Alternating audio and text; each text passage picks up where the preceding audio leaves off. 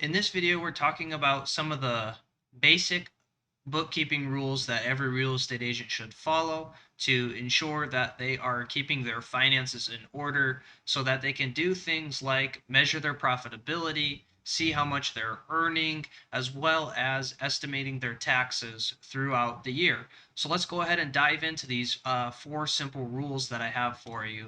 The first one is update your books at least on a monthly basis. I know that it's really easy as a real estate agent to push this off. Nobody got into business or became a real estate agent because they love bookkeeping. Otherwise, they would have become an accountant or a tax preparer or any of those other things. So I know it's not a task that many real estate agents enjoy doing, but it needs to be done so that you have greater clarity into how much you're earning every month and so that you can keep track of and estimate your profitability. It's not sufficient to wait until the end of the year because you might find that you're going to get surprised, or you might have found that maybe you earned more or maybe you earned less than you thought, and as a result, you either overpaid or you underpaid your taxes.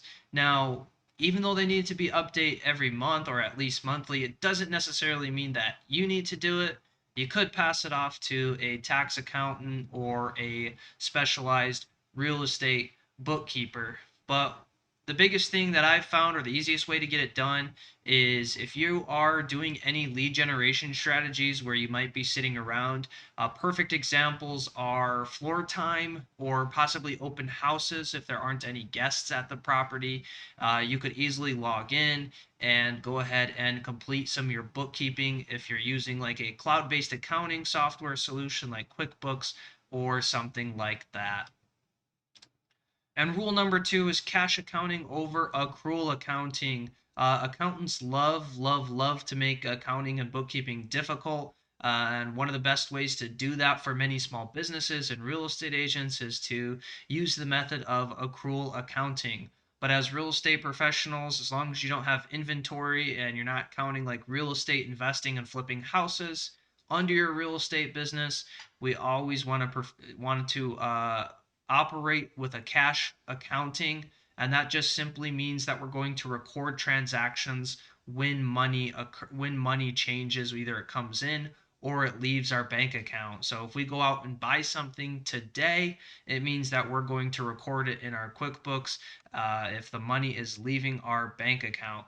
There are different cases where maybe we'll get terms. An example is, let's say you work with a real estate photographer and they allow you to pay 30 to 60 days after you actually take the listing photos. In this case, we're not going to record the transaction until 30 or 60 days when that money leaves our bank account, rather than recording it in the accrual style, which would be when the actual photos were taken.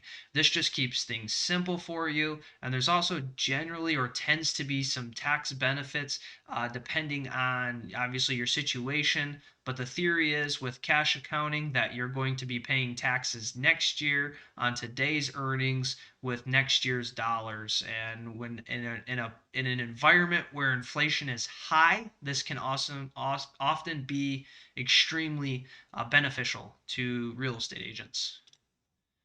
Third is to automate when possible. Now you have plenty of different options for your accounting or bookkeeping solutions that you choose. You can keep things simple with Google Sheets or an Excel spreadsheet, but often this doesn't make automation very possible or very easy. Whereas a software solution or a cloud-based accounting program like QuickBooks Online can allow you to connect your bank account and bank feeds into your QuickBooks, and then we can create different rules and we can set up different rules so that expenses are automatically categorized and reviewed, and we never even have to touch them and look at them other than when we go to our fourth rule, which is reconciling our accounts.